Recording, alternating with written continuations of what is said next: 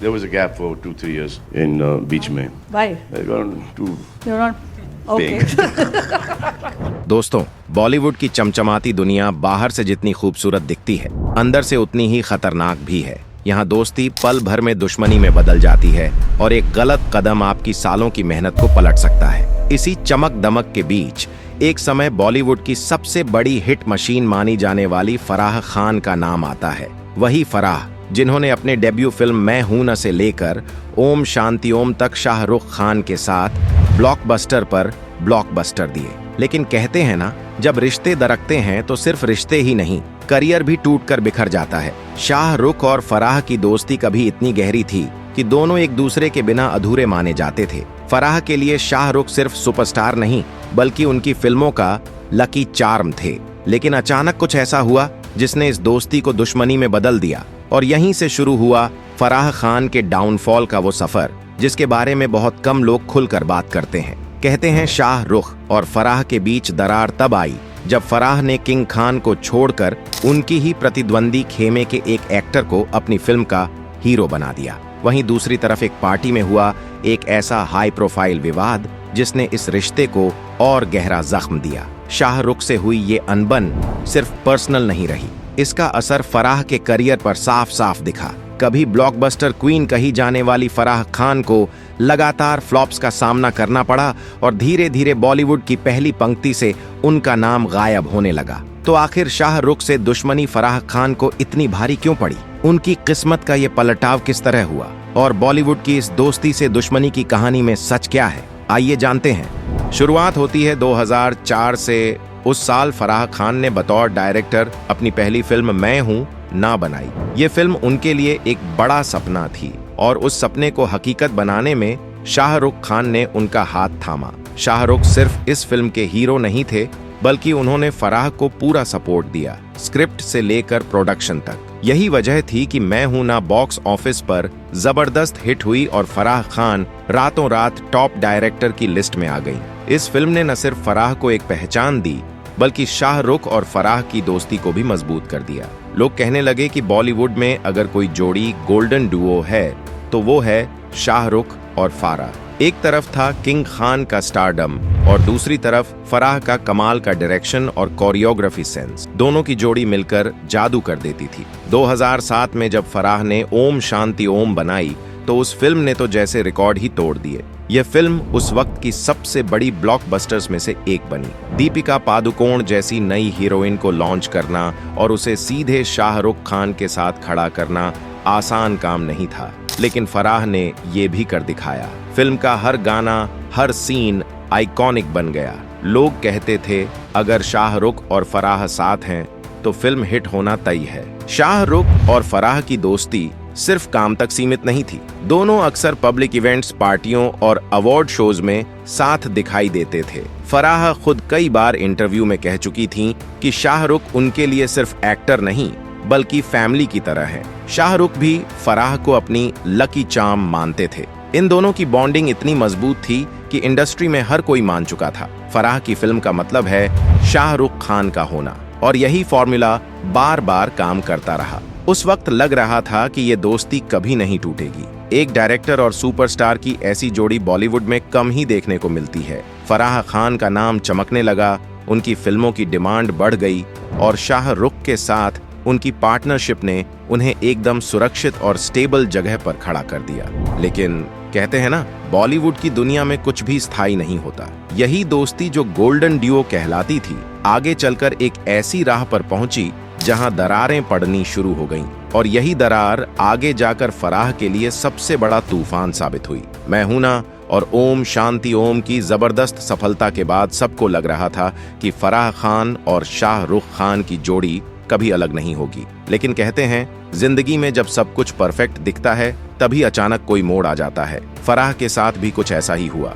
2009 से 2010 के आसपास फराह खान ने अपनी नई फिल्म 30 मार खान की तैयारी शुरू की। सबको उम्मीद थी कि इस बार भी फिल्म के हीरो शाहरुख ही होंगे। आखिर दोनों की जोड़ी को लोग हिट मशीन मानते थे। लेकिन फराह ने इस बार चौंकाने वाला फैसला लिया। उन्होंने शाहरुख की जगह अक्षय कुमार को साइन कर लिया। अब ये बात शाहरुख को बहुत अखरी। एक तो फराह उनकी करीबी दोस्त थीं, दूसरा उनके साथ उन्होंने पहले 2 ब्लॉकबस्टर दी थीं। एसआरके को लगता था कि फराह की फिल्मों का चार्म उन्हीं की वजह से है, लेकिन फराह शायद ये साबित करना चाहती थीं कि वो सिर्फ शाहरुख पर डिपेंड नहीं है, बल्कि अपने दम पर भी हिट फिल्म बना सकती हैं।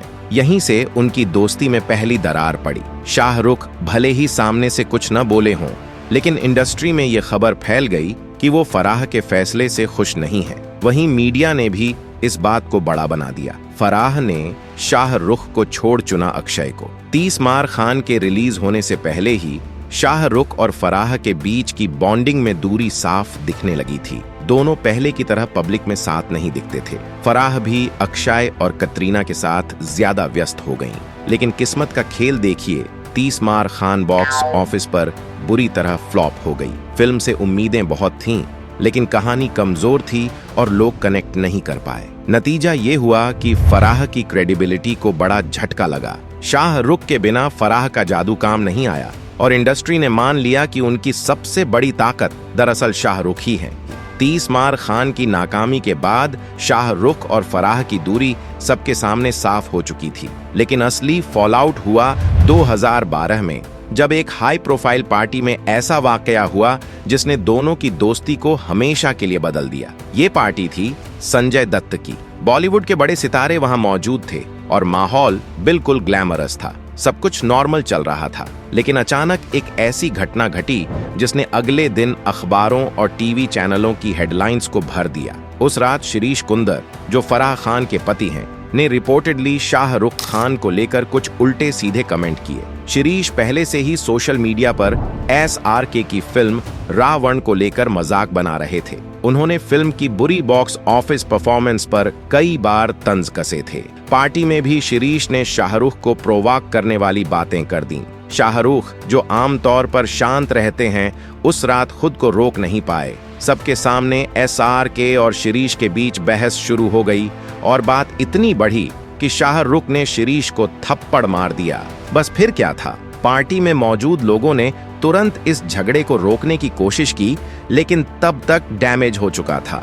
अगले ही दिन अखबारों और न्यूज चैनलों ने इस घटना को तूल दे दिया। शाहरुख स्लैप्स फराह खान्स हस्बैंड, ये खबर आग की तरह फैल गई। मीडिया ने इसे बॉलीवुड की सबसे बड़ी कंट्रोवर्सी बना दिया। हर जगह बस यही चर्चा थी कि शाहरुख और फराह का रिश्ता अब टूट चुका है। इंडस्ट्री के लोग भी 2 हिस्सों में बंट गए। कुछ एसआरके का साथ दे रहे थे तो कुछ फराह और शिरीष के। बॉलीवुड पॉलिटिक्स भी यहाँ खुलकर सामने आई। शाहरुख खान उस समय इंडस्ट्री के सबसे बड़े स्टार थे। उनके खिलाफ खुलकर बोलना आसान नहीं था, लेकिन फराह खान, जो खुद भी एक एस्टैब्लिश्ड डायरेक्टर थीं, अपने पति का पक्ष ले रही थीं। फराह ने मीडिया में बयान दिया, मैं हैरान हूं कि शाहरुख ने ऐसा किया। वो मेरे पति के साथ इस तरह हाथापाई करेंगे, मैंने कभी सोचा भी नहीं था। फराह के इस बयान से साफ हो गया कि अब यह दोस्ती सिर्फ पर्सनल लेवल पर नहीं टूटी, बल्कि पब्लिकली भी खत्म हो गई। इस लड़ाई का असर तुरंत दिखने लगा। शाहरुख ने फराह से दूरी बना ली। पहले जहां वो हर इवेंट, हर फिल्म लॉन्च में उनके साथ नजर आते थे, अब वहां कंप्लीट साइलेंस था। फराह भी अक्षय कुमार और दूसरे एक्टर्स के साथ खुद को जोड़ने लगी। लेकिन इंडस्ट्री में सबको पता था कि एसआरके से दुश्मनी लेना आसान नहीं है। इस पूरे एपिसोड ने फराह खान की इमेज पर भी असर डाला। बहुत से लोग कहने लगे कि फराह ने अपनी दोस्ती और करियर दोनों दांव पर लगा दिए। वहीं कुछ लोग मानते थे कि शिरीष को एसआरके को प्रोवोक नहीं करना चाहिए था। पर सच यही है कि इस एक थप्पड़ ने सालों पुरानी दोस्ती को पूरी तरह खत्म कर दिया। शाहरुख और फराह, जो कभी बॉलीवुड की गोल्डन डुओ कहलाते थे, अब 2 अलग अलग खेमों में खड़े थे। और सबसे ज्यादा नुकसान हुआ फराह खान को, क्योंकि एसआरके से दूरी ने उनके करियर की डायरेक्शन ही बदल दी। 30 मार खान के फ्लॉप होने और शाहरुख से झगड़े के बाद फराह खान का करियर धीरे धीरे ढलान की तरफ जाने लगा। वो फराह, जिनकी पहली 2 फिल्में मैं हूं ना और ओम शांति ओम सुपरहिट हुई थीं, अब उसी चार्म को दोहराने में नाकाम नजर आ रही थीं। 30 मार खान से लोगों को बहुत उम्मीदें थीं। फिल्म में अक्षय कुमार और कतरीना कैफ जैसे बड़े नाम थे। गाना शीला की जवानी ने जबरदस्त धूम भी मचाई थी। लेकिन फिल्म की कहानी इतनी कमजोर थी कि दर्शकों को बिल्कुल भी पसंद नहीं आई। बॉक्स ऑफिस पर फिल्म बुरी तरह गिर गई और फराह की क्रेडिबिलिटी पर पहला बड़ा सवाल खड़ा हो गया। इसी बीच शाहरुख और फराह की दोस्ती टूटने की खबरें चारों तरफ फैल चुकी थीं। इंडस्ट्री में ये मैसेज चला गया कि अब फराह SR के कैंप का हिस्सा नहीं रही, और सबको पता है कि बॉलीवुड में किसी बड़े कैंप से अलग होना मतलब है अपनी पकड़ कमजोर करना। 2014 में फराह ने एक बार फिर शाहरुख के साथ काम करने की कोशिश की और हैप्पी न्यू ईयर बनाई। फिल्म में शाहरुख, दीपिका, अभिषेक बच्चन और सोनू सूद जैसे बड़े स्टार थे। फिल्म ने बॉक्स ऑफिस पर अच्छी कमाई की, लेकिन क्रिटिक्स और दर्शकों ने इसे ज्यादा पसंद नहीं किया। लोगों को लगा कि ओम शांति ओम वाली जादूगरी इस बार गायब है। फिल्म को ओवर टॉप और लॉजिक लेस कहा गया, यानी SRK की मौजूदगी के बावजूद फराह वो करिश्मा दोबारा नहीं बना पाई।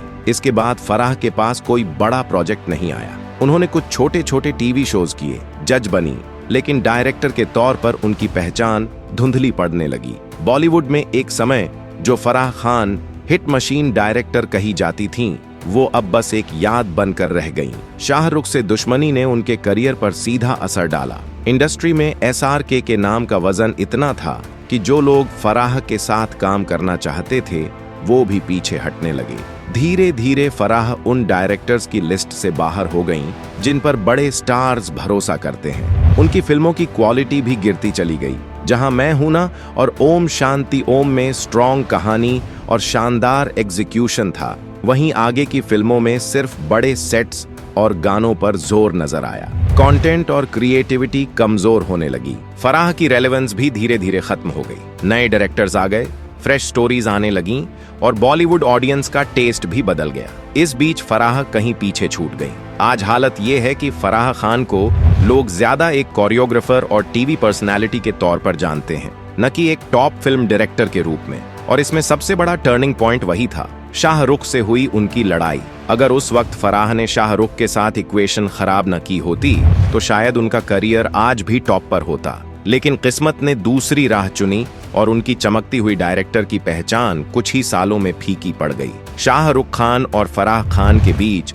2012 की पार्टी वाली लड़ाई ने जो दरार डाली थी उसे पूरी तरह मिटाना आसान नहीं था, लेकिन सालों बाद दोनों ने कुछ मुलाकातें की और एक तरह से रिलेशन को थोड़ा नॉर्मल करने की कोशिश की। कुछ इंटरव्यू और अवार्ड फंक्शंस में फराह और शाहरुख एक दूसरे के सामने मुस्कुराते दिखे। कभी शाहरुख फराह की फिल्मों की रिलीज पर सोशल मीडिया पर सपोर्टिव कमेंट करते नजर आए। फराह भी कभी कभी अपने स्टेटमेंट्स में SRK के काम की तारीफ करती थीं। ये सब दिखाता था कि दोनों ने अपने पुराने झगड़े को पूरी तरह पब्लिक लेवल पर नहीं बढ़ाया, लेकिन ये रिकॉन्सिलिएशन सिर्फ सरफेस लेवल का था। शाहरुख और फराह पहले जैसे ओपन और क्लोज फ्रेंड्स कभी नहीं बने। वो पार्टियों में साथ नहीं दिखे और नए प्रोजेक्ट्स पर दोनों का कोलैबोरेशन भी पूरी तरह बंद हो गया।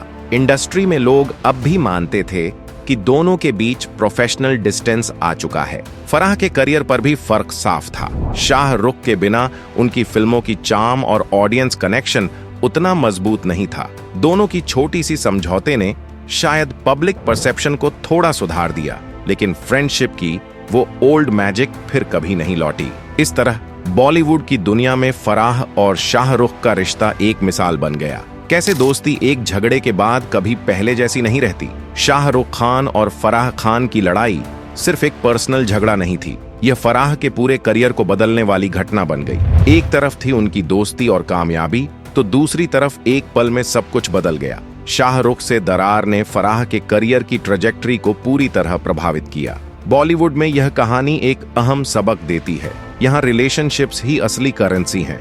दोस्ती, भरोसा और कोलैबोरेशन कभी कभी आपकी टैलेंट और मेहनत से भी ज्यादा महत्वपूर्ण साबित होते हैं। फराह खान का उदाहरण दिखाता है कि चाहे आपका टैलेंट कितना भी बड़ा हो, सही कनेक्शंस और टाइमिंग बहुत मायने रखते हैं। फराह खान की कहानी हमें यह भी सिखाती है कि फेम और सक्सेस स्थायी नहीं होते। एक झगड़ा, एक मिसअंडरस्टैंडिंग या एक छोटी गलती आपके लिए करियर चेंजिंग साबित हो सकती है, लेकिन साथ ही यह याद दिलाती है कि मेहनत, लगन और पैशन से आप हमेशा कुछ नया कर सकते हैं। भले ही पुरानी चमक वापस न आए, नए रास्ते खुल सकते हैं। यही वजह है कि सेटबैक्स को हमेशा टेम्पोरेरी समझना चाहिए। मुश्किलें और फेलियर्स सिर्फ आपकी सीख का हिस्सा हैं और अगर आप हिम्मत नहीं हारते तो हर कठिनाई आपको मजबूत और समझदार बनाती है। फारक की कहानी यह भी दिखाती है कि कभी कभी आपका टैलेंट और डेडिकेशन अकेले काम नहीं करते। सही समय, सही लोग और सही एनवायरनमेंट भी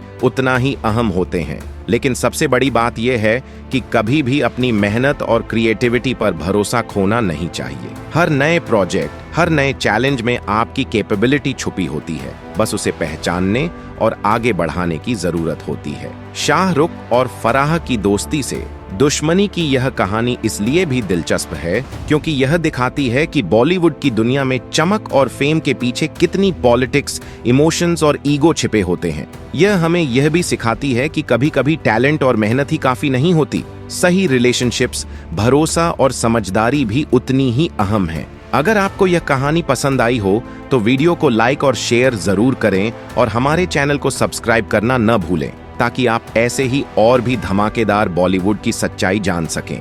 नीचे कमेंट में हमें बताएं कि आपको फाराह और शाहरुख की दोस्ती से दुश्मनी वाली कहानी कैसी लगी। और हाँ, ऐसे और एक्सक्लूसिव स्टोरीज के लिए बेल आइकन को दबाना मत भूलिए। जय हिंद।